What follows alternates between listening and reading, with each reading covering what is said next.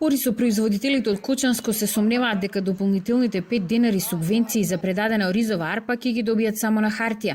Тврдат парите што треба да го намалат финансискиот удар од ниската откупна цена нема да легнат на нивните сметки навреме пред сеитбата на новата реколта.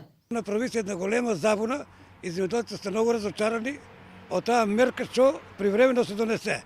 А кога ќе биде исплатено, ја чисто сумњам дека нешто ќе се случи. Неизвестно е кога и како ќе бидат исплатени овие средства. Од Агенцијата за финансиска поддршка во земјоделството и руралниот развој вела дека апликациите се поднесуваат до 25 декември лани, а рокот за исплата ќе зависи од проверката на документацијата и проверката на терен. Откако ќе завршат сите административни проверки, сите апликанти кои ги исполниле условите за добивање на финансиска поддршка по оваа мерка ќе може да ги добијат парите од субвенции на нивните сметки. Оризопроизводителите претходно реагираа дека дополнителните 5 денари субвенции само ја намалиле откупната цена на оризот, па наместо по 18, сега добиваат 15 денари за килограм.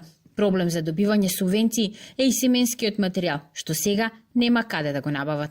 Кај нас во Македонија никаде не се произведува семенски материјал од ориз, а потребно е негде за 4000 хектари што произведуваме моментално ова година, негде околу 1200 тони е потребно семенски материјал. Тоа не може никој да го произведе во Македонија, нити па да го увесе. Инаку за последната владина мерка за дополнителни 5 денари за килограм предадена арпа во Кочанско се пријавија околу 1000 земјоделци.